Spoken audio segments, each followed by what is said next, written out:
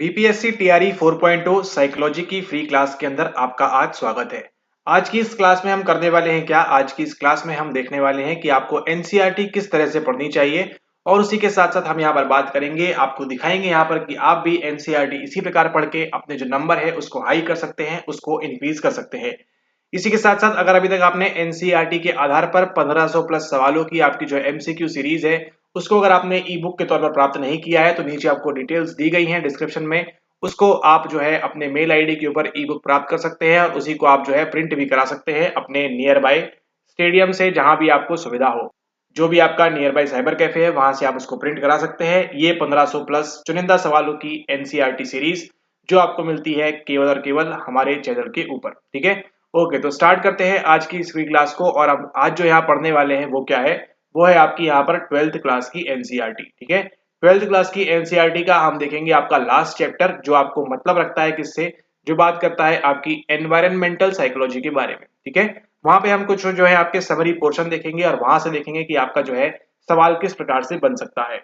ये देखिए यहाँ पे, ये आपका चैप्टर नंबर 8। अगर आपके पास ये पीडीएफ नहीं है तो आप एनसीईआरटी की पुस्तक से देख सकते हैं। साथ साथ हम बढ़ती जनसंख्या यानी कि पॉपुलेशन हमारी जो है इंक्रीज हो रही है, त्वरित औद्योगिकरण तथा मानव उपभोग की आवश्यकताओं की पूर्ति हेतु अपनी भौतिक पर्यावरण से, जो फिजिकल एनवायरनमेंट है, पुनरुज्जीवित होने वाले तथा पुनरुज्जीवित ना होने वाले संसाधनों का उपयोग कर लेते हैं।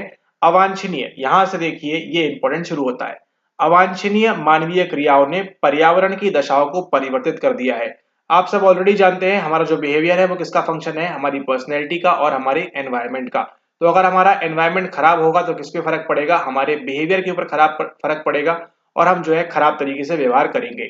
यहाँ देखिए क्या दिया हुआ है, अवांछनीय मानव क्रियाओं ने यानी कि इंडस्ट्रियलाइजेशन की वजह से पर्यावरण की दशाओं को परिवर्तित कर दिया है, जिनके कारण प्रदूषण होता है, पॉल्यूशन होता है, शोर होता है, नॉइज बहुत ज्यादा है, भीड़ है। ये जो भीड़ है किसकी बात करता है? क्राउड की बात करता है। क्राउड साइकोलॉजी भी आपकी यहाँ से आ जाती है कि समस्याएं खड़ी हो गई है।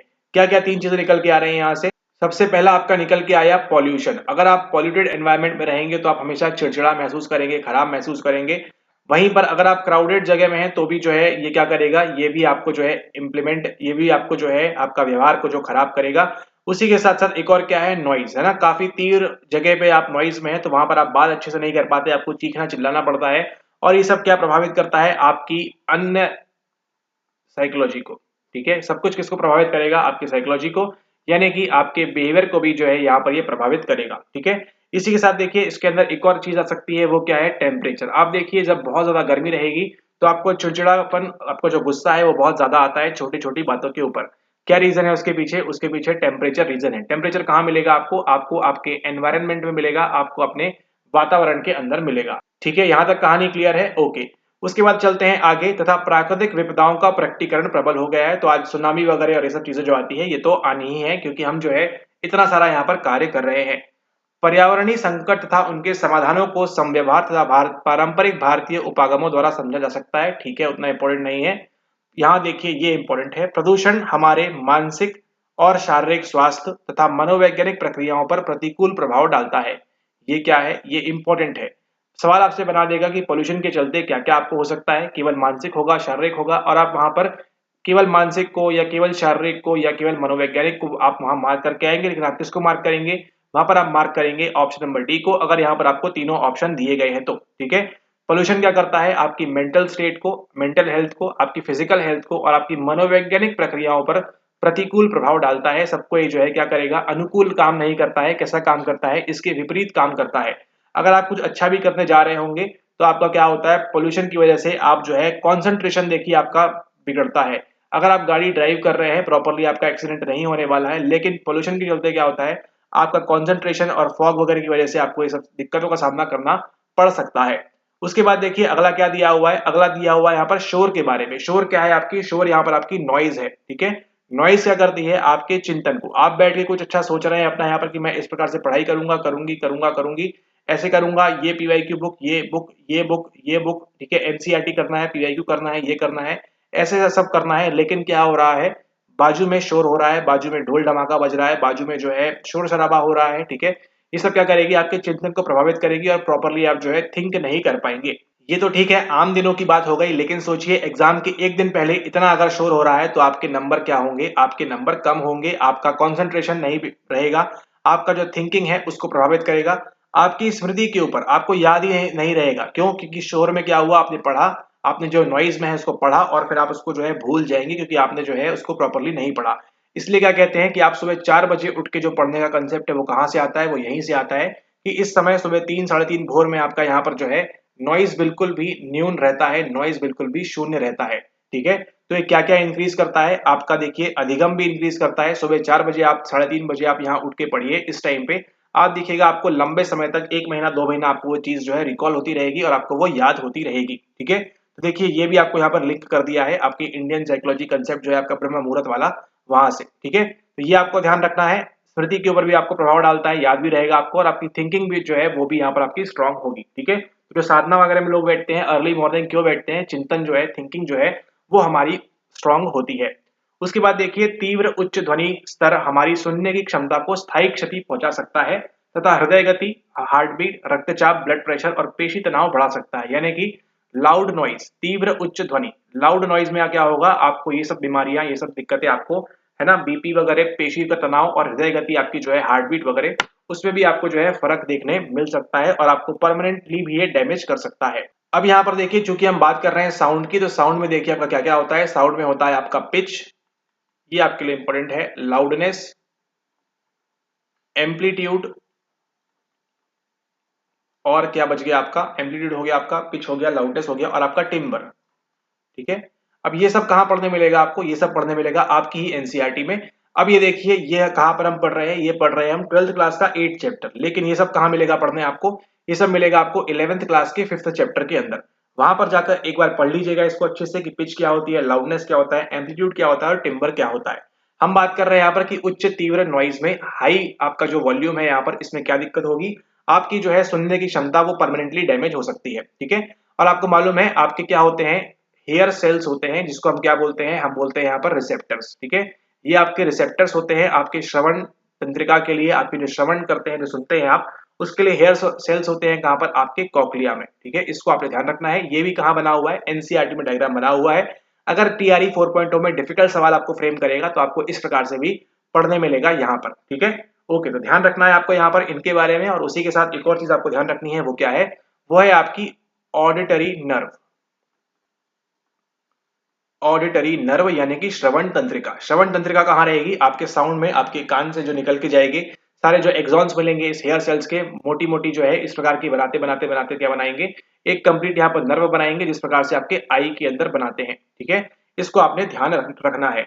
उसी के साथ देखिए एक और चीज यहाँ पर निकल के आती है, वो क्या है, वो है आपकी दूसरी, जो आपको बताने के लिए यहाँ पर आए थे हम काली स्क्रीन के ऊपर, वो क्या है, वो आपको ध्यान रखना है। ये जो ऑडिटरी नर्व है कहाँ पर जाती है अंततः, ये जाती है आपके ऑडिटरी कॉर्टेक्स के अंदर। कहां पर जाती है? ये आ जाती है आपके ऑडिटरी कॉर्टेक्स के अंदर, यानी कि ये जाती है आपके श्रवण वलकुट के अंदर। ठीक है, अब आपका सवाल आएगा कि आपका श्रवण वलकुट कहां पर होता है, तो ये आपके लिए मोस्ट इंपॉर्टेंट है। ये क्या है? ये आपके लिए मोस्ट इंपॉर्टेंट है कि आपका जो ऑडिटरी कॉर्टेक्स होता है वो कहां पर होता है, ये होता है आपके टेम्पोरल लोब के अंदर। ठीक है, ये कहां पर होता है? आपके टेम्पोरल लोब के अंदर होता है। ठीक है, अभी सवाल ये आता है कि टेम्पोरल लोब कहां देखने मिलेगा आपको? टेम्पोरल लोब देखने मिलेगा आपको आपके ठीक कान के पीछे। कान के पीछे का जो आपका हिस्सा होता है, ये गर्दन वाला, यहाँ पर क्या देखने मिलेगा आपको? यहाँ पर आपको देखने मिलेगा टेम्पोरल लोब। तो यहाँ से जो साउंड है वो जाके कहाँ जाता है? अंदर यहाँ पर आपके टेम्पोरल लोब में जाता है। और टेम्पोरल लोब में क्या स्थित है? वहां पर स्थित है आपका ऑडिटरी कॉर्टेक्स। तो यहीं से आपको ये भी सीखना है। देखिए अभी हम यहाँ पर लिंक कर रहे हैं चैप्टर नंबर 3। चैप्टर नंबर 3 किस प्रकार से, आपके पास देखिए 4 प्रकार की जो पालियां है आपके पास, वो आपको ध्यान रखना है। 4 प्रकार की पाली है, कौन कौन सी है? पहले आता है आपका यहाँ पर फ्रंटल लोब, आपकी आंख के ठीक ऊपर। फिर उसके बाद यहाँ पर आता है आपका पैराइटल लोब, उसके बाद यहाँ पर आता है आपका ऑसिपिटल लोब, और उसके बाद यहाँ पर आता है क्या आपका, यहाँ पर आता है आपका टेम्पोरल लोब। इसको आपने ध्यान रखना है। ये आपका कान हो गया, ये आपकी आंख हो गई, और आंख के ठीक ऊपर क्या रहेगा? आपके माथे के ऊपर, वहां पर आपको फ्रंटल लोब देखने मिलेगा।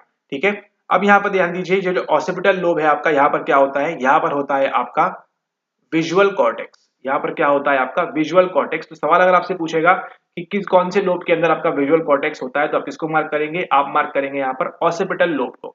ठीक है। अब ऑसिपिटल लोब क्या होता है, इसको जाकर आप एनसीईआरटी में देखिए, 3rd चैप्टर में आप जाएंगे तो वहां पर आपको 4 प्रकार की पाली देखने मिलेगी, शंख पाली, ललाट पाली, कपाल पाली और अन्य प्रकार की पालियां वहां पर आपको देखने मिलेगी उसके अंदर। ठीक है, तो ये जो आपका ऑसिपिटल लोब है इसके अंदर आपको मिलेगा विजुअल कॉर्टेक्स, हमेशा 100% सही आंसर आप मार्क करेंगे।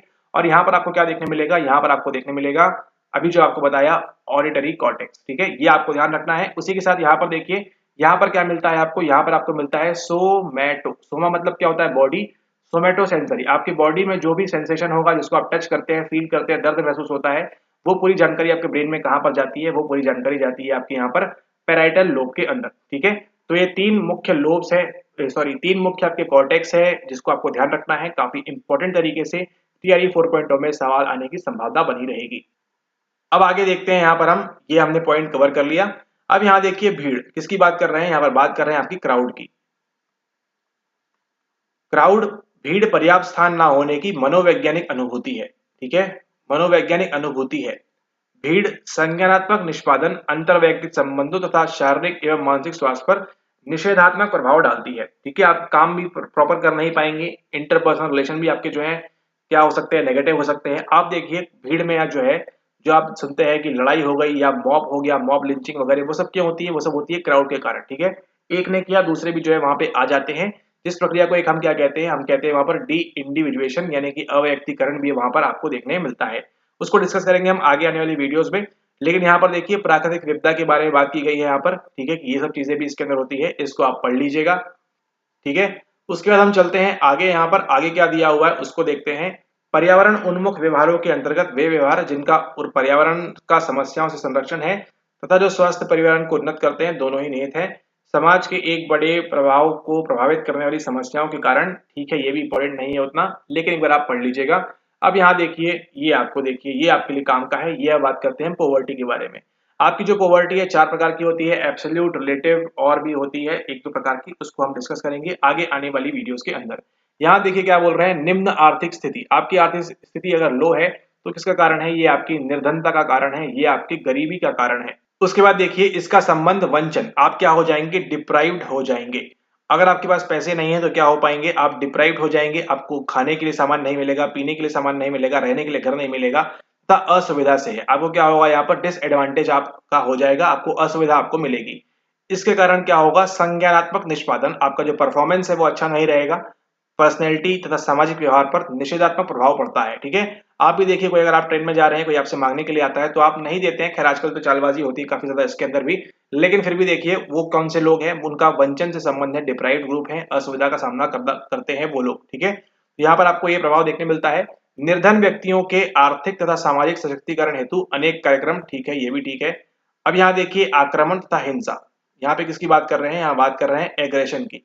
एग्रेशन, ये आपको ध्यान देना है। एग्रेशन के बारे में पहला किसने बताया हुआ है, एग्रेशन के बारे में आपको बताया हुआ है डोलार्ड एंड मिलर ने। ये आपको पढ़ने मिलेगा 9th क्लास में, सॉरी 9th चैप्टर में 11th क्लास की एनसीईआरटी में। ठीक है, डोलार्ड मिलर किसके बारे में बात करते हैं, आपकी आक्रामकता के बारे में बात करते हैं, आपके एग्रेशन के बारे में बात करते हैं। और इसी को आगे जाके एक और थे बेरकोविट्स, उन्होंने भी इसके ऊपर काम किया था। ये दोनों आपको जो है मुख्य तौर पर ध्यान रखने हैं अगर सवाल वो डिफिकल्ट बनाते हैं तो। तथा हिंसा आधुनिक समाज की प्रमुख समस्याओं में से है। ठीक है, आक्रामकता के अधिगम को बढ़ती हुई आक्रामकता की सामान्य समस्या के प्रति उपयुक्त अभिवृत्ति के विकास द्वारा कम किया जा सकता है। प्रॉपर अगर हम उसको एटीट्यूड को चैनलाइज करें तो इस प्रकार से उसको हम यहाँ पर कर सकते हैं। ठीक है, लेकिन आक्रामकता भी कैसे होती है आप सीख सकते हैं, एग्रेशन को भी आप सीख सकते हैं। किसने बताया आपको, वो बताया आपको बोबोडॉल एक्सपेरिमेंट के अंदर। किसने बताया, वो बताया आपको एल्बर्ट बंडूरा ने। ठीक है, तो आप देख रहे हैं किस प्रकार से संबंध है उन सभी चीजों का। यहाँ पर ये सारी आपको क्या है, लिंकिंग है। ये आपका यहाँ पर 6th चैप्टर का नॉलेज। ओके, आगे देखिए स्वास्थ्य, पूर्ण शारीरिक, मानसिक तथा सामाजिक कुशलक्षेम या कल्याण की स्थिति है। ठीक है, राष्ट्र के समक्ष संक्रामक रोगों जैसे अतिसार, तपेदिक तथा एचआईवी एड्स तथा असंक्रामक रोगों जैसे अल्परक्तता, कैंसर, मधुमेह तथा दबाव संबंधित विकारों में कमी लाने की चुनौती है। अब यहाँ पर देखिए कैंसर होता क्या है, मधुमेह। मधुमेह भी देखिए आपको 2 प्रकार के होते हैं, एक होता है आपका टाइप 1 डायबिटीज और दूसरा होता है आपका यहाँ पर टाइप 2 डायबिटीज। उसके बाद देखिए कैंसर की अगर हम बात करें, कैंसर में होता क्या है आपकी बॉडी में बताते हैं अभी आपको यहाँ पर देखिए। और यहाँ देखिए सकारात्मक जीवन शैली वाली आदतों के द्वारा सकारात्मक संवेगों, पॉजिटिव इमोशंस तथा शारीरिक स्वस्थता को उन्नत किया जा सकता है। टेलीविजन देखने के फलस्वरूप मानव व्यवहार। अब यहाँ देखिए, यहाँ पर मीडिया साइकोलॉजी आ चुकी है। क्या आ चुकी है यहाँ पर, यहाँ पर आपकी मीडिया साइकोलॉजी आ चुकी है। क्या बोल रहे हैं इसके अंदर, टेलीविजन देखने के फलस्वरूप मानव व्यवहार जो ह्यूमन बिहेवियर है पर पॉजिटिव इम्पैक्ट भी हुआ है और नेगेटिव दोनों प्रभाव प्रेक्षित किए गए हैं। अधिकांश शोध अध्ययन बच्चों पर किए गए हैं क्योंकि उनको वयस्कों की अपेक्षा टेलीविजन के समाघात के प्रति अधिक संवेदनशील या असुरक्षित प्रदर्शित किया जाता है। सवाल अगर आपसे पूछेगा कि बच्चे ज्यादा उसमें है, खतरे में है या वयस्क ज्यादा खतरे में है, तो आप किसको मार्क करेंगे? आप मार्क करेंगे बच्चों को, क्योंकि बच्चों पर किए गए हैं, क्योंकि उनको वयस्कों की अपेक्षा, है ना, एज कंपेयर टू एडल्ट, उनको जो है ज्यादा खतरा है। टेलीविजन के समाघात के प्रति अधिक संवेदनशील, वो जो है ज्यादा सेंसिटिव है और असुरक्षित है, ऐसा देखा गया है रिसर्च के माध्यम से। ठीक है, तो ये भी देखिए क्या आ गया आपका, यहाँ पर बात की हमने मीडिया साइकोलॉजी के बारे में भी किया। मीडिया भी जो है आपको प्रभावित कर सकती है, पॉजिटिवली भी और नेगेटिवली भी। ठीक है, तभी आप देखते हैं आजकल जो आपके इलेक्शन के कैंपेन्स वगैरह होते हैं उसका भी, उसमें भी आपके मीडिया का काफी योगदान रहता है ना। आपके जो डिसीजंस वगैरह हैं वो भी फेवरेबल अनफेवरेबल यहाँ पर हो सकते हैं। हम बात कर रहे थे किसके बारे में? हम बात कर रहे थे हमारे कैंसर के बारे में। देखिए कैंसर होता कैसा है, आपका देखिए सेल होता है। जब आप पहली बार पैदा होते हैं तो आप, ये माता और ये पिता, ठीक है, ये प्रक्रिया के बाद आप जो होते हैं एक जाइगोट फॉर्म होते हैं, एक छोटा सा सेल जिसको हम क्या बोलते हैं? हम बोलते हैं जाइगोट। इस प्रकार से आप फॉर्म करते हैं। उसके बाद क्या होता है, ये जो सेल है ये दो भागों में डिवाइड होता है, दो भागों में विभाजित होता है। ये यहाँ पर एक और ये यहाँ पर दूसरा। ठीक है, इस प्रकार से विभाजित हुआ। उसके बाद क्या होता है, ये वाला अगेन दो भागों में विभाजित होगा, एक यहाँ पर और एक यहाँ पर। ठीक है, फिर क्या होगा, ये वाला भी एक यहाँ पे और एक यहाँ पे डिवाइड हो गया। अब क्या होगा, ये वाला फिर से दो भाग में जाएगा, ये वाला फिर से दो भाग में जाएगा, यहाँ पर इस प्रकार से ये वाला फिर से दो भाग में जाएगा। और इस प्रकार से करते करते करते क्या होते हैं, इस प्रकार के नंबर ऑफ सेल्स बनते हैं और फिर जो है जाके यहाँ पर एक शिशु का निर्माण होता है। ठीक है, अब यहाँ पर देखिए ये जो आपके सेल की डिवीजन की प्रक्रिया है, इसको आप क्या बोलते हैं? इसको आप बोलते हैं माइटोसिस। क्या बोलेंगे इसको आप? इसको आप बोलेंगे माइटोसिस। ये जो सेल की डिवीजन की प्रक्रिया है ये क्या है? माइटोसिस। अब यहाँ पर देखिए ये एक निश्चित ऑर्डर में है, एक निश्चित प्रक्रिया के साथ हो रही है यहाँ पर। लेकिन जब क्या हो जाता है, जब आपको कैंसर हो जाता है तो आपके बॉडी में जो आपके सेल्स हैं वो कैसे होते हैं? वो इन्फिनिटी, वो डिवाइड होते रहते हैं, होते रहते हैं, होते रहते हैं। उनकी जो है समय सीमा जो है कोई निर्धारित नहीं रहती है। वो जो है आपके इस प्रकार से एक्स्ट्रा एक्स्ट्रा सेल जो है डेवलप होते रहते हैं और इसी कारण जो बोलते हैं कैंसर को हम प्रॉपर्ली क्योर नहीं कर पा रहे हैं। क्यों? क्योंकि ये सेल डिवीजन किस प्रकार से बंद होगा उसको हम स्टॉप नहीं कर पा रहे हैं। अब यहाँ पर देखिए आपका जो नॉर्मल सेल है वो इस प्रकार से दिखता है। ये देखिए कितना खूबसूरत है। ये देखिए सेल का क्लस्टर एक, ये देखिए इस प्रकार से डिवाइड हो रहा है और ये देखिए इस प्रकार से ऐसा ऐसा होता है। ये कौन सा है? ये आपका नॉर्मल सेल है। लेकिन अब यहाँ पर देखिए कैंसरस सेल में क्या हो रहा है, ये देखिए इस प्रकार से आप देख रहे हैं कुछ फिक्स नहीं है यहाँ पर, जैसा मन चाहे वो बढ़ रहा है और ऐसा बढ़ते बढ़ते क्या होता है आपके दूसरे शरीर के भागों को भी जो है वो दिक्कत पैदा करता है। Many cells that continue to grow and divide, ये रुक ही नहीं रहे हैं, शेप साइज बदल जाता है, लार्जर होते हैं, डार्कर होते हैं, ये सब काम का नहीं है आपके। लेकिन आपको देखना जरूरी है यहाँ पर कि कैंसर के दौरान क्या सारी चीजें होती हैं आपकी बॉडी के अंदर। ठीक है, तो इस चीज को आपको ध्यान रखना है कि सेल जब डिवाइड होता है उसको हम क्या बोलते हैं? छोटे जाइगोट से हम फॉर्म करते हैं, उसको हम बोलते हैं माइटोसिस।